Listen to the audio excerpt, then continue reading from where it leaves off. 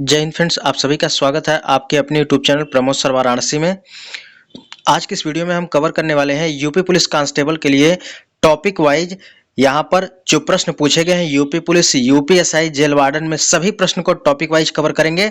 आज सबसे पहला चैप्टर है हिंदी वर्णमाला और यहाँ से टॉप 92 प्रश्न लिए गए हैं। विश्वास मानिए यूपी पुलिस का आप पेपर देने जा रहे हैं और जो सेट करवाने जा रहे हैं आप टॉपिक वाइज देख के जाइएगा। आपके 37 क्वेश्चन आने वाले हैं। 37 में से आप 34 से 35 प्रश्न इजीली कर पाएंगे। बस इस सीरीज को आप कंटिन्यू देख लीजिएगा। आज इसका पहला चैप्टर है और डेली एक वीडियो आएगी और एक वीडियो में आपका पूरा चैप्टर जितना प्रीवियस ईयर पूछा गया है सभी क्वेश्चन को हम कवर करके पूरी तरह से फिनिश कर देंगे। जैसे आज यहाँ पर हम सबसे पहले पढ़ने वाले हैं हिंदी वर्णमाला और हिंदी वर्णमाला से आज तक 92 प्रश्न पूछे गए हैं UP police, UPSI, jail warden. तो वीडियो को बिल्कुल पेशेंस के साथ देखिएगा। आपका डेली 15 से 20 मिनट लगेगा और इसके बाद आपका चैप्टर पूरी तरह से कंप्लीट हो जाएगा और फुल टॉपिक वाइज आपको यहाँ पर करवाने वाले हैं। इसका प्लेलिस्ट हम अलग से क्रिएट कर देंगे, आप टॉपिक वाइज देख लीजिएगा। तो चलिए स्टार्ट करते हैं वीडियो को। तो सबसे पहले यहाँ पर हम वर्णमाला को लिए हैं, तो वर्णमाला से जितने भी प्रश्न बन सकते हैं सभी को हम कवर करेंगे, ठीक है। तो सबसे पहला प्रश्न है कृपण। कृपण का यहाँ पर वर्ण विच्छेद करना है और कृपण का वर्ण विच्छेद कैसे होगा यहाँ पर देखिए 2019 में पूछा गया प्रश्न है।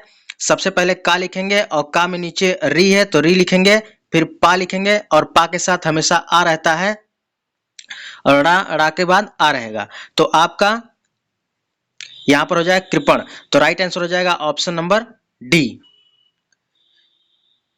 क्योंकि व्यंजन के साथ हमेशा स्वर होता है। अगला प्रश्न है देखिए ओष्ठीय दीर्घ स्वर का उदाहरण कौन सा है। तो ओष्ठीय दीर्घ स्वर का उदाहरण कौन सा है, बड़ा ऊ हो जाएगा।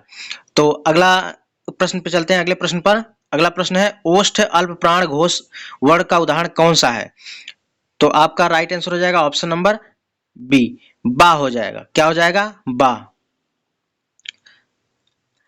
अगला प्रश्न है कौन सा तालव्य वर्ण नहीं है, यूपीएसआई में प्रश्न पूछा गया है। तो तालव्य वर्ण कौन सा नहीं है। तो तालव्य में आपका कौन कौन सा आता है, सा आता है, चा आता है, या आता है, लेकिन यहाँ पर सा नहीं आता है। सा किस में आता है, दंत में आता है। आपका तालव्य में कौन कौन से आते हैं, छोटी, बड़ी, चा, छा, जा, झा, या और बड़ा सा, ये सभी तालव्य में आते हैं। छोटा सा आपका दंत में आता है। अगला प्रश्न है चा वर्ग में महाप्राण व्यंजन वर्ण कितने होते हैं।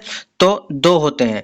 चा वर्ग में महाप्राण व्यंजनों की संख्या 2 होती है। कौन कौन सी, यहाँ पर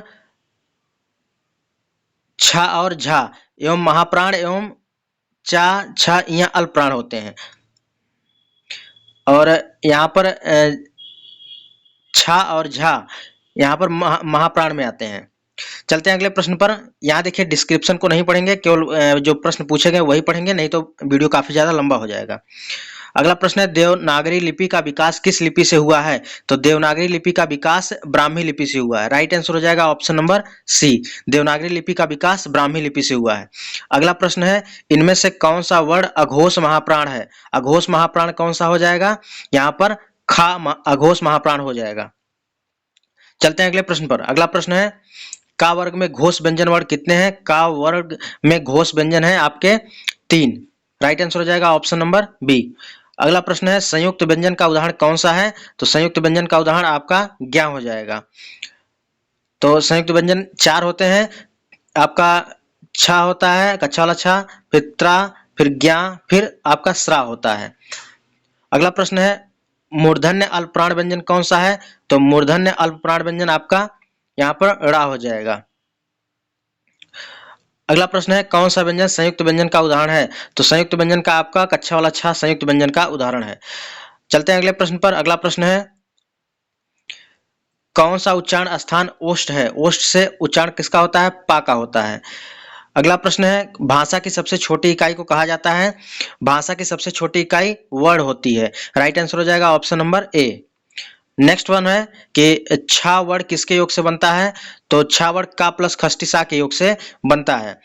यहाँ पर देखिए संयुक्त व्यंजनों की संख्या 4 होती है। एक बार इसको आप देख लीजिए छा कैसे बनता है, का प्लस खष्टी सा, और का जो है इसको आधा करके बनाते हैं हलंत के साथ। त्रा, ता और रा के साथ बनते हैं। ज्ञा जो है जा प्लस या के साथ बनता है। स्रा बड़ा सा और रा के साथ मिलाने से स्रा बनता है और सा को सा के साथ हलंत लगता है, याद रखिएगा, इंपॉर्टेंट है। छा ध्वनि का उच्चारण स्थान कौन सा होगा? तो तालव्य होता है। क्या है? तालव्य है। चलते हैं अगले प्रश्न पर। अगला प्रश्न है मूर्धन्य अल्पप्राण अघोष व्यंजन वर्ण कौन सा है?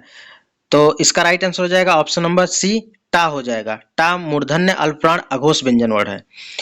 अगला प्रश्न है शा ध्वनि का उच्चारण स्थान इनमें से कौन सा है? तो शा तालव्य है। तो बड़ा सा तालव्य होता है, छोटा सा दंत होता है, खष्टी सा मूर्धन्य होता है और हा आपका स्वर यंत्रीय होता है। अगला प्रश्न है किस वर्ण वर्ग का उच्चारण स्थान कंठ तालु है? तो कंठ तालु किसका है? अय। अय आपका कंठ तालु है। नेक्स्ट वन है कौन सा व्यंजन दंत ध्वनि है? दंत ध्वनि आपका ता हो जाएगा। क्या हो जाएगा? ता।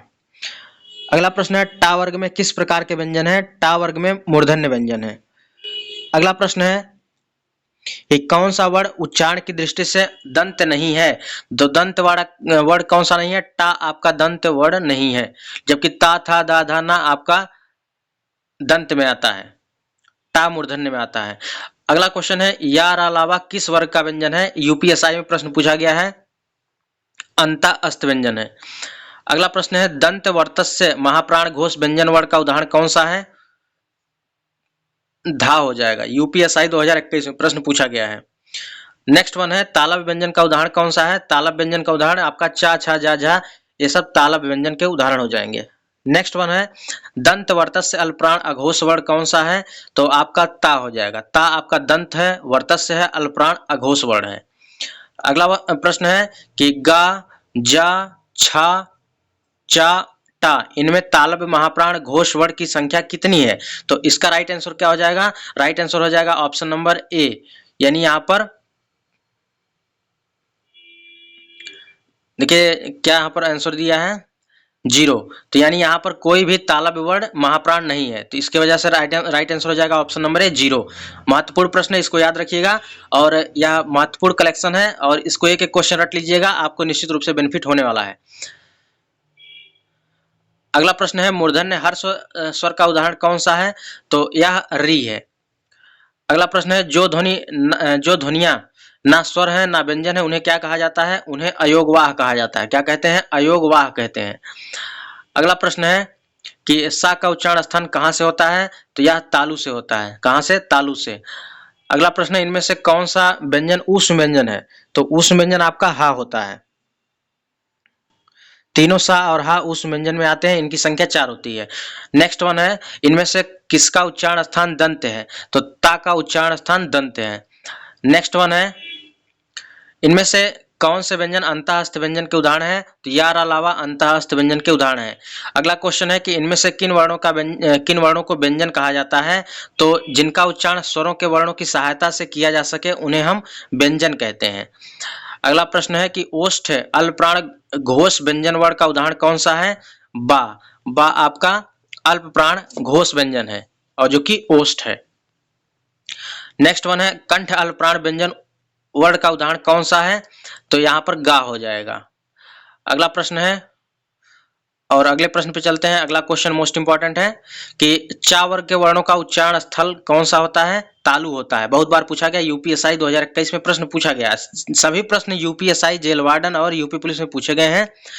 तो आपका जो पेपर होने वाला है 18 फरवरी को, इसके लिए रामबाण औषधि है और निश्चित रूप से आपको बेनिफिट होने वाला है।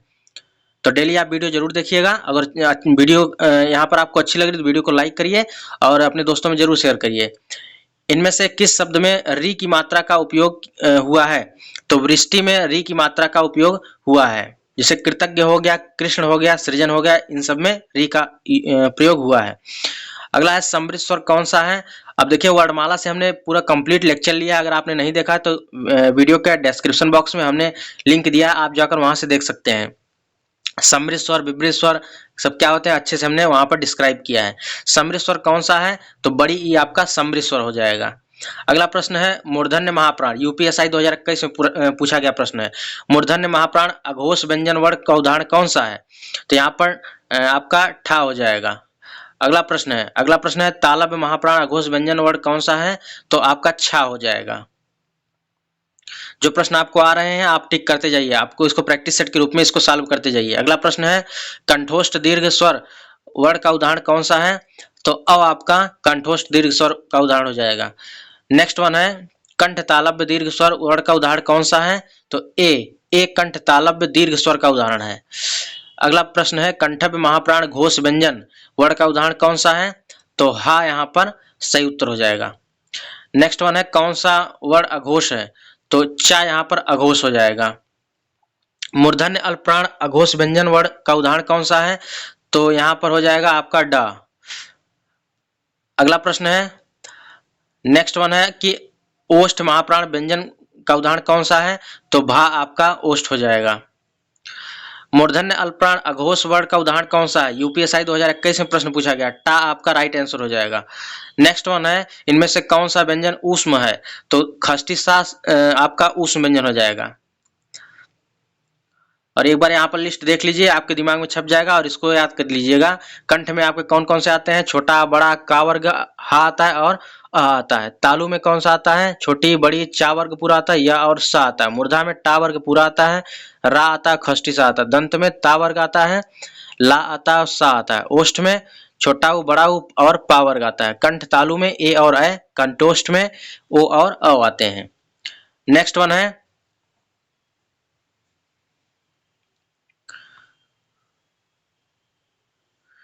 अगला प्रश्न है कि यहाँ पर घा गा ड़ा ढा ता इनमें कितने अघोष व्यंजन हैं? तो 2 यहाँ पर अघोष व्यंजन हो जाएंगे। अगला प्रश्न है कि तालव्य महाप्राण घोष वर्ण का उदाहरण कौन सा है? तो इसका राइट आंसर हो जाएगा ऑप्शन नंबर सी, झा हो जाएगा। नेक्स्ट वन है कंठ महाप्राण घोष व्यंजन वर्ण का उदाहरण कौन सा है? तो घा आपका राइट आंसर हो जाएगा ऑप्शन नंबर सी। अगला प्रश्न है कि निम्न में से कौन सा व्यंजन अघोष है? तो खा आपका अघोष है। नेक्स्ट वन है हिंदी वर्णमाला में व्यंजन वर्णों की संख्या कितनी है? हिंदी वर्णमाला में व्यंजन वर्णों की संख्या 33 है। अगला प्रश्न है कंठ अल्पप्राण व्यंजन वर्ण का उदाहरण कौन सा है? तो आपका अंज्ञा हो जाएगा यहाँ पर। अगला प्रश्न है ज्ञा वर्ण किन वर्णों के संयोग से बना है? अभी ऊपर हमने बताया कि जा प्लस इया से बनता है ज्ञा। संयुक्त व्यंजनों की संख्या 4 होती है, छत्राई ज्ञासरा।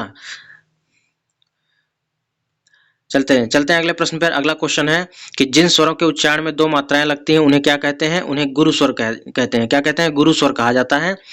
अगला प्रश्न है कि स्पर्श वर्णों की संख्या कितनी होती है? स्पर्श वर्णों की संख्या 25 होती है। अगला प्रश्न है इनमें से किसके बिना कोई व्यंजन उच्चारित नहीं किया जा सकता है? स्वर के बिना कोई भी व्यंजन उच्चारित नहीं किया जा सकता। यूपीएसआई 2021 में पूछा गया प्रश्न है। अगला प्रश्न है प्रयत्न के आधार पर ला किस प्रकार की ध्वनि है? प्रयत्न के आधार पर ला आपकी पार्श्विक है और रा पूछे तो रा आपका लुंठित हो जाएगा। एक एक प्रश्न रट लीजिएगा, आपको यहाँ से प्रश्न मिलने वाले हैं। अगला है अर्ध स्वर क्या होते हैं? अर्ध स्वर आपके या और वा अर्ध स्वर में आते हैं। इनमें से किसका उच्चारण स्थान कंठ है? तो आपका का खा गा घ ए आपके कंठ से उच्चारित होते हैं। अगला क्वेश्चन है तालव्य महाप्राण घोष व्यंजन वर्ण का उदाहरण कौन सा है? तो आपका झा हो जाएगा। राइट आंसर हो जाएगा ऑप्शन नंबर सी। वीडियो को बिल्कुल पेशेंस देखिएगा और इसके बाद आप एग्जाम में पाएंगे कि आपको एग्जाम में यहीं से प्रश्न देखने को मिलेगा। अगला प्रश्न है कौन सा वर्ण पंचमाक्षर है? पंचमाक्षर वर्ण आपका कौन सा होता है? तो यहाँ पर 62 का राइट आंसर हो जाएगा ऑप्शन नंबर ए, माँ आपका पंचमाक्षर वर्ड हो जाएगा। अंग्या इया ड़ा ना मा आपके पंचमाक्षर में आते हैं। याद रखिएगा देवनागरी में अंग्या इया ड़ा ना मा ये पंचमाक्षर में आते हैं। हिंदी में मूलतः वर्णों की संख्या कितनी होती है? हिंदी में वर्णतः मूलतः जो है यहाँ पर 52 वर्ड होते हैं। हिंदी में कुल टोटल 52 वर्ड होते हैं, 11 स्वर होते हैं, 33 व्यंजन होते हैं। अगर 33 नहीं दिया तो 41 आपको राइट आंसर मानना पड़ेगा, याद रखिएगा। अगला प्रश्न है कि किस व्यंजन का उच्चारण तालु से होता है? तो जा का उच्चारण तालु से होता है। देखिए यह जो है आपका प्रैक्टिस के लिए यह सीरीज चलाई जा रही है और इसको आप जल्दी से इसको क्विक रिवीजन के लिए यह चीज है और एक एक प्रश्न रट लीजिएगा। नहीं तो आप देखिए उतना समय तो है नहीं कि आप थ्योरी सेक्शन पढ़ें, तो एक एक प्रश्न रट लीजिएगा। आपको डेली जो है एक वीडियो में एक चैप्टर पूरी तरह से कंप्लीट रहेगा। जितने प्रश्न पूछे गए हैं सभी प्रश्न एक ही वीडियो में हम करवा देंगे। अगला प्रश्न है किस व्यंजन का उच्चारण तालु से होता है? तो जा आपका तालु से होता है। देखिए अगर आप इसको 92 क्वेश्चन पढ़ने बैठेंगे तो आपको काफी लंबा समय लगने वाला है, इसलिए इस वीडियो के माध्यम से आपका 20 से 22 मिनट पूरी तरह से कंप्लीट हो जाएगा। तो आप डेली इस सीरीज को जरूर देखिएगा। अगला क्वेश्चन है कौन सा ऊष्म व्यंजन है? तो आपका हा आपका ऊष्म व्यंजन है। तीनों सा और हा ऊष्म व्यंजन में आते हैं। अगला प्रश्न है अनुनासिक स्वरों का उच्चारण तालु स्थल पूछ रहा है कि अनुनासिक स्वरों का उच्चारण स्थल कौन सा है? नाक और मुंह से होता है। अनुनासिक नाक और मुंह से होता है। चलते हैं अगले प्रश्न पर। अगला प्रश्न है कि कह रहा है किसका उच्चारण स्थान दंत है? तो आपका ना दंत है। चलते हैं अगले प्रश्न पर। री का क्या है? री क्या है? तो री भैया स्वर है। क्या है? री स्वर है। यूपीएसआई 2021 में प्रश्न पूछा गया है। आप देख लीजिए सभी प्रश्न पूछे गए हैं। हिंदी शब्दकोश में छा का क्रम किस वर्ण के बाद आता है? तो यह यूपी वीडियो में भी प्रश्न पूछा गया है, जूनियर असिस्टेंट में पूछा गया है और यूपीएसआई 2021 में प्रश्न पूछा गया है। छा का क्रम जो है का के बाद आता है। अगला प्रश्न है पावर का उच्चारण स्थल क्या है? पावर का उच्चारण स्थल जो है ओष्ठ है। नेक्स्ट वन है कि निम्नलिखित व्यंजनों में नासिक के व्यंजन क्या है? तो हमने अभी बताया है कि नासिक के व्यंजन में आपका यहाँ पर अंग्या इया डाना मा आते हैं, तो यह पंचमा अक्षर में आते हैं। राइट आंसर हो जाएगा ऑप्शन नंबर ए। चलते हैं अगले प्रश्न पर। अगला प्रश्न है कि यहाँ पर जेल वार्डन में प्रश्न पूछा गया है 2020 में। निम्नलिखित असत्य कथन की पहचान करिए। कह रहा कि व्यंजन वर्गों में तीसरे, चौथे, पांचवें व्यंजन सघोष कहलाते हैं। बिल्कुल सही है। व्यंजन वर्गों के पहले और दूसरे व्यंजन अघोष कहलाते हैं। ये भी बिल्कुल सही है। समस्त स्वर घोष ध्वनियां, ये भी बिल्कुल सही है। सभी विसर्ग सघोष है या गलत है? तो राइट आंसर हो जाएगा ऑप्शन नंबर डी। अगला प्रश्न है भाषा की मूल इकाई क्या है? भाषा की मूल इकाई ध्वनि है। राइट आंसर हो जाएगा ऑप्शन नंबर बी। चलते हैं अगले प्रश्न पर। अगला क्वेश्चन है शब्द की सबसे छोटी इकाई क्या कहलाती है? उत्तर प्रदेश पुलिस कांस्टेबल 2018 में पूछा गया प्रश्न है। तो शब्द की सबसे छोटी इकाई क्या कहलाती है? वर्ण कहलाती है। अगला प्रश्न है वर्णों के कितने भेद होते हैं? वर्णों के दो भेद होते हैं, स्वर और व्यंजन होते हैं। राइट आंसर हो जाएगा ऑप्शन नंबर सी।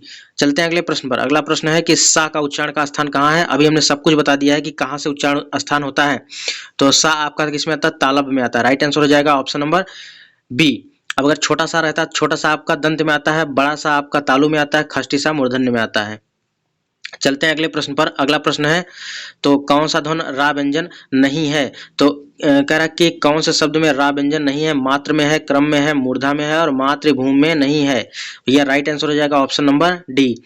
अब कैसे नहीं, यहाँ पर आप वीडियो को पॉज करके देख सकते हैं। चलते हैं अगले प्रश्न पर। अगला प्रश्न है कौन सा व्यंजन नासिका द्वारा उच्चारित होता है? नासिका द्वारा उच्चारित होता है तो अड़ा आपका नासिका द्वारा उच्चारित होता है। तो यहाँ पर जैसे अंग्या इया अड़ा नामा आपके अनुस्वार हैं, इसी की वजह से यहाँ पर अड़ा व्यंजन नासिका द्वारा उच्चारित होता है। अगला प्रश्न है स्वर रहित व्यंजन जब स्वर सहित व्यंजन से मिलता है तब क्या कहलाता है? तो संयुक्ताक्षर कहलाता है। क्या कहलाता है भैया? संयुक्ताक्षर कहलाता है। अगला प्रश्न है निम्न में तालव्य ध्वनि कौन सी है? तालव्य ध्वनि अभी हमने बताया कि तालव्य ध्वनि आपका शा में आएगा। ठीक है। अगला प्रश्न है, चलते हैं अगले प्रश्न में, कौन सा वर्ण अघोष में आता है? तो यह देखिए उत्तर प्रदेश पुलिस कांस्टेबल 2018 में पूछा गया प्रश्न है। तो भैया इसको आप एक एक क्वेश्चन रट लीजिएगा। ठीक है। अघोष वर्ण किसे कहते हैं? तो जिन ध्वनियों के उच्चारण में स्वर तंत्रियों में कंपन उत्पन्न नहीं होता उन्हें हम अघोष कहते हैं, और जिनमें कंपन उत्पन्न होता है उसे हम सघोष कहते हैं। और इसमें जो है आपके तीनों सा आते हैं और यहाँ पर प्रत्येक वर्ग का पहला और दूसरा अक्षर आता है।